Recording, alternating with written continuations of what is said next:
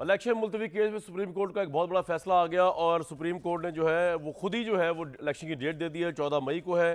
पंजाब में इलेक्शन कराने का हुक्म दे दिया है और उन्होंने ये भी कहा है कि 8 अक्टूबर की तारीख जो है वो इलेक्शन कमीशन ने अपने दायरे से तजावुज़ किया और उनका ये काम नहीं था, ये फैसला गैर आइनी है। सदर मुमलिकत दी गई तारीख का फैसला बहाल किया जाता है। इलेक्शन कमीशन को 90 दिन से आगे जाने की इजाज़त नहीं देता। हालांकि आइन में वैसे लिखा हुआ तो है कि इलेक्शन कमीशन जो है वो स्केड्यूल चेंज कर सकता है, लेकिन ऑब्वियसली सुप्रीम कोर्ट की जजमेंट सबसे अफजल है इस वक्त। इसमें मजीद भी डिटेल से बात करेंगे। उन्होंने वफाकी हुकूमत को ये भी कहा है कि 17 अप्रैल तक इलेक्शन कमीशन को सिक्योरिटी प्लान फराहम करे। ये तमाम चीज़ें तो है, फैसला ग्राउंड पे कितना पॉसिबल होगा ये मुझे नहीं पता, लेकिन वफाकी हुकूमत ने सुप्रीम कोर्ट के इलेक्शन से मुतल्लिक फैसले को मुस्तरद कर दिया है। उसे कहा अकलीती फैसला है, पार्लियामेंट की करारदाद से मुतसादिम है, इसको रिजेक्ट किया जाता है। आज सुप्रीम कोर्ट के जो हालात हैं इस पर तो मैं बात करूंगा बाद में। ये सारा मामला जो चल रहा है इसके अंदर बड़ी इंटरेस्टिंग सिचुएशन जो है हमारे सामने है और मिल के दोनों पार्टियों ने अदालतों को कंट्रोवर्शियल बनाया है। ख़ासतौर पर अदालत के 3 रुकनी बेंच को हुकूमत ने इस तरह कंट्रोवर्शियल बनाया कि उन्होंने इसको मुस्तरद ही कर दिया। करारदादे पास पर कर करके, उनको स्कैंडलाइज कर करके, उनके टेलीफोन के पता नहीं कौन से स्कैंडल्स मुबैना निकाल निकाल के, उनको बेंच फिक्सिंग। अभी नवाज शरीफ साहब फरमा रहे थे हमें कई चीज़ें तो म्यूट करनी पड़ गई क्योंकि तौहीन अदालत का मामला ना हो। उन्होंने तो कहा कि जी जुडिशल रेफरेंस भेजना चाहिए तीनों जजेस के खिलाफ।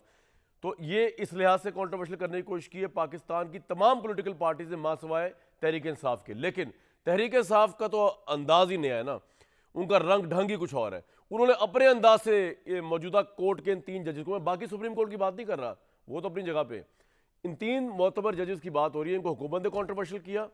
फिर जो रही सही कसर रह गई थी वो अल्हम्दुलिल्लाह पूरी की तहरीक इंसाफ ने, जब उन्होंने कहा हमारी बटालियन ने खड़ी हुई है, हमारी आवाम खड़ी हुई है, हम अदलिया के साथ खड़े हुए, उनके फैसलों के साथ खड़े हुए।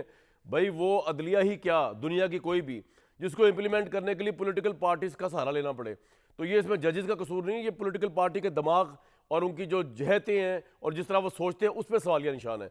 लेकिन मैं ज़रा सुनवाऊँ हुकूमत का रिएक्शन इस पर क्या है। ऑब्वियसली इमरान खान साहब खुश हैं, लेकिन मसला ये है कि ये जब इलेक्शन अगर हो गया, जिसके चांसेस अभी भी 50-50 हैं, अगर ये इलेक्शन हो गया पंजाब में, जो पाकिस्तान में जिस तरह का धांधली का मिजाज है, और अल्हम्दुलिल्लाह पाकिस्तान की तमाम पॉलिटिकल पार्टीज जो हैं उनमें बहुत से ऐसे ऐसे एलिमेंट शामिल हैं जो जानते हैं इलेक्शन को किस तरह इंजीनियर किया जाए, किस तरह आरटीएस बैठाया जाए, किस तरह आरओज को बुक किया जाए, किस तरह डस्का लाया जाए, किस तरह 2018 लाया जाए, किस तरह इलेक्शन को मैनेज किया जाए, किस तरह धांधला किया जाए। तो अब इस सिचुएशन के अंदर ये जो फैसला आया सुप्रीम कोर्ट का, अल्हम्दुलिल्लाह, इसकी रोशनी में पंजाब में इलेक्शन हो जाएगा पहले, अगर इलेक्शन हो गया तो। और जब ये इलेक्शन पहले हो जाएगा तो जो पंजाब में हुकूमत बनाएगा वो ख्वाह कोई भी हो, जमात इस्लामी हो, तहरीक इंसाफ हो, पीडीएम हो, नून लीग हो, वो एक्सलेंट पोजीशन में होगी कि जब जनरल इलेक्शन हो अक्टूबर के अंदर, तो वो आराम से यहाँ से पंजाब की गवर्नमेंट में बैठ के जो पंजाब के अंदर कौमी असम्बली की सीटें हैं उनको मैन्यूवर भी कर सकती है, उनको इंजीनियर भी कर सकती है। इस पर बात करेंगे, लेकिन जस्टिस रिटायर्ड शाइख उस्मानी साहब मौजूद है। जस्टिस साहब, आपको मेरी आवाज़ आ रही है सर? जी आ रही है। सर फैसला के ऊपर तजिया आपका लूँगा, लेकिन ये फैसला जो आया है, कोई भी फैसला आता है और जो हुकूमत को कहा जाता है कंप्लाई करने के लिए, इन दिस केस इलेक्शन करवाने के लिए कहा जा रहा है, और हुकूमत आगे से ये कह दे हम तो इसको मुस्तरद करते हैं, तो क्या इसकी इम्प्लीकेशन क्या हो सकती है? अदालत अपना फैसला किस तरह इंप्लीमेंट करा सकती है अगर हुकूमत करने से इनकार कर दे सर, इम्प्लीमेंट उसे? नहीं देखिए, फैसला तो हो गया। जी एक दफा किसी कोर्ट का फैसला हो जाता है तो वो फिर पब्लिक प्रॉपर्टी हो जाती ठीक है सर। है, चाहे कोई उसको एक्सेप्ट करे या ना करे एक्सेप्ट, ये आपकी मर्जी। लेकिन अगर आपको कोई डायरेक्शंस दी गई हुई है उसके अंदर, अगर उस डायरेक्शंस को ओबे नहीं करते और वो उसके मुताबिक काम नहीं करते, तो उस सूरत में फिर गवर्नमेंट आपके जो कोर्ट जो है आपके खिलाफ एक्शन ले सकती है, आपको कंटेम्प्ट्री प्रोसीडिंग में ला सकती है और दूसरी चीजें कर सकती है। लेकिन यहाँ पर जो मामला है वो कुछ और है। यहाँ पर इलेक्शन के लिए सुप्रीम कोर्ट ने ऑर्डर कर दिया, लेकिन जब करते हुए एक कंडीशनल ऑर्डर किया था। उन्होंने ये कहा था कि गवर्नमेंट को कहा कि आप इनको सिक्योरिटी प्रोवाइड करें काबिल कबूल, यानी जो कि इलेक्शन कमिश्नर को कबूल हो या उसके मकसद के लिए पूरी हो, वो सिक्योरिटी गवर्नमेंट प्रोवाइड करे। और अगर किसी वजह से उसको नहीं प्रोवाइड होती तो फिर वो वापस सुप्रीम कोर्ट आ सकती है और उनको शिकायत कर सकती है, उनको फिर वो कोर्ट देखिए क्या करना है। तो यहाँ पर ये कंडीशनल ऑर्डर है। अगर फर्ज किया गवर्नमेंट प्रोवाइड नहीं करती उनको सिक्योरिटी और कहती है कि हमारे पास नहीं है रिसोर्सेज, तो फिर इलेक्शन कमिश्नर जो है वो दोबारा जाएगा सुप्रीम कोर्ट के पास और फिर सुप्रीम कोर्ट फिर गवर्नमेंट के अदारों को कॉल करेगी, मिनिस्ट्री ऑफ डिफेंस को, और फिर इन्वेस्टिगेशन करेगी कि क्या वो सही कह रहे हैं या गलत कह रहे हैं। जस्टिस साहब, इसका एंड रिजल्ट क्या होता है? मतलब अगर हुकूमत समझे कि उसके पास जेन्युइन रीज़न है कि उसके पास सिक्योरिटी फोर्सेस इस वक्त मौजूद नहीं है जो इलेक्शन को पुरअमन तरीके से हल करा सके, लेकिन अदालत एडामेंट हो कि जी नहीं आपके पास है, तो अब इसका फैसला कौन करेगा फिर? इसका फैसला तो यकीनन मिनिस्ट्री डिफेंस करेगी। इसका ये जो गवर्नमेंट ये फौज का अदारा करेगा। अगर सिक्योरिटी फौज से चाहिए तो फौज का अदारा करेगा, पुलिस से चाहिए तो फिर तो और बात है। लेकिन फौज तो जबरदस्ती तो नहीं आएगी ना। फौज का काम तो नहीं है कि इलेक्शन करवाना, ये तो फौज एक्स्ट्रा चीजें करती है, लेकिन उसमें इसका काम नहीं है। ये आप ये कह रहे हैं फौज कह सकती है सॉरी जी हमारे सर। पास रिसोर्सेज नहीं, हम नहीं कर सकते। अच्छा, वो ये फौज ये जुडिशरी को भी कह सकती है कि सॉरी हमारे पास फोर्सेस नहीं है जी एक्स्ट्रा? बिल्कुल बिल्कुल, जुडिशरी कह सकती है फौज कि अच्छा। हमारे पास रिसोर्सेज नहीं है, हमारे पास इतनी इन्वॉल्वमेंट है कि हम ये इस काम के लिए स्पेयर नहीं कर सकते आप।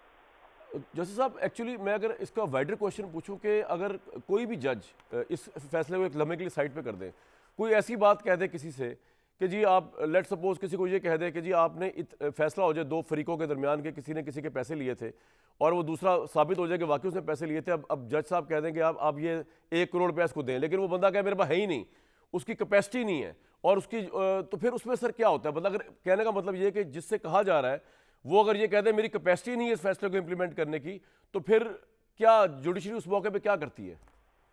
देखिए, अगर कोई इंडिविजुअल है तो वो यकीनन अगर जो कोर्ट का ऑर्डर नहीं मानती, जो कोर्ट ने ऑर्डर दिया है, तो वो जेल जा सकता है इंडिविजुअल। लेकिन मिनिस्ट्री ऑफ डिफेंस जेल नहीं जा सकती ना, आर्मी तो जेल में नहीं जा सकती। अगर आर्मी के पास आर्मी ये कहती है कि सॉरी हम आपका ऑर्डर मानते हैं, लेकिन हमारे पास क्योंकि इतनी इन्वॉल्वमेंट है बॉर्डर्स पे इधर या उधर, हम स्पेयर नहीं कर सकते आदमी इलेक्शन के लिए। अच्छा जज साहब, लेकिन जी जी जी प्लीज़ आप कंप्लीट कर लें। अच्छा सर, ये बताइए कि इसी तरह अगर हुकूमत जो है, क्या वो भी ये कह सकती है कि जी हमारे पास पैसे नहीं? हालांकि इस प्रोसीडिंग के दरमियान चीफ जस्टिस जो है उन्होंने तो मेंशन की है कि जी आप तनख्वाह भी कम कर सकते हैं, हमारी तनख्वाह भी कम कर दें, वहाँ तरक्याती बजट कम हो सकता है, वहाँ से हो सकता है, तो क्या वो हुकूमत भी ये कह सकती है मिनिस्ट्री ऑफ डिफेंस की तरह कैटेगरिकली कि जनाब जो आप कह रहे हैं वो हम उससे एग्री नहीं करते कि तरक्याती बजट और ये और वो, मामला ये कि पैसे हमारे पास नहीं है, वो कह सकती है? नहीं, ये तो नहीं कह सकते क्योंकि यहाँ पे तो उन्होंने ऑर्डर कर दिया कि 21 अरब रुपए आप प्रोवाइड करें, गवर्नमेंट को कह दिया उन्होंने। ठीक सर, यानी कि आप कह रहे हैं कि प्राइम मिनिस्टर पे तौहीन अदालत लग सकती है अगर वो इस फैसले को इम्प्लीमेंट ना करे? वो गवर्नमेंट से उन्होंने कह दिया आप 21 अरब प्रोवाइड करें। अब अगर गवर्नमेंट जाके उनसे कहती है कि जी ये हमारे पास रिसोर्सेज नहीं है, तो फिर उनको प्रूफ दिखाना पड़ेगा किस वजह से रिसोर्सेज नहीं है। अगर इस चीज़ को साबित कर दे तो ठीक है, अगर नहीं साबित करेंगे तो उनको सजा मिलेगी। सर, आपके नज़दीक ये अकलियत का फैसला है जिस तरह के बाकी की पार्टीज कह रही हैं, या अक्सरियत का फैसला जिस तरह तहरीक इंसाफ कह रही है? इससे तो खैर मैं बिल्कुल एग्री नहीं करता है जो गवर्नमेंट कह रही है कि ये अकलियत का फैसला है, ये तो गलत पॉइंट है उनका। क्योंकि ये सुप्रीम कोर्ट की जजमेंट जो आई थी वो 3-2 की जजमेंट थी, और जो पहले वो कह रहे हैं 4-3 की बात थी वो गलत है, क्योंकि दूसरे जजेस जो थे वो पूरी उन्होंने हियरिंग अटेंड नहीं की, तो वो इसमें शामिल नहीं थे इस लास्ट फैसले। सर मेरा आखिरी सवाल आपसे, सर मेरा आखिरी सवाल, कॉन्स्टिट्यूशन के अंदर कहीं नहीं लिखा हुआ कि सुप्रीम कोर्ट इलेक्शन की डेट देगी, लेकिन इस केस में हुआ है, या आप मुझे बता सकते हैं, रहनुमाई कर सकते हैं कि लिखा हुआ है? क्योंकि इलेक्शन की डेट तो आई थिंक सदर ही देते हैं या गवर्नर देते हैं, इलेक्शन कमीशन भी नहीं दे सकता। तो सुप्रीम कोर्ट ने जो आज इलेक्शन की डेट दे के एक नया अपने लिए किरदार चुन लिया है, इख्तियार चुन लिया, या ये विद इन द जुरिस्डिक्शन है कि वो कर सकते हैं? ये नॉर्मली सुप्रीम कोर्ट का काम नहीं है ये डेट देना, और ये मेरे ख्याल में मुनासिब नहीं था सुप्रीम कोर्ट के लिए करने के लिए। लेकिन सुप्रीम कोर्ट ने इसमें इशारा किया था जब ये नो कॉन्फिडेंस मोशन हुई थी पिछली गवर्नमेंट के खिलाफ, तो उसमें फिर सुप्रीम कोर्ट ने जब ऑर्डर पास किया था जब सूरी साहब के खिलाफ, तो जब वो ऑर्डर पास किया था तो उसमें उन्होंने कहा था कि आप डेट भी दी थी और टाइम भी दिया था, सब चीज़ कर दी थी। बिल्कुल ठीक। तो उसका एक किस्म का प्रेसिडेंस बना के उन्होंने ये किया है, लेकिन ये मुनासिब नहीं है कोर्ट के लिए इस किस्म की डेट। सर बहुत शुक्रिया, जैसे रिटायर्ड शेख उस्मानी साहब मौजूद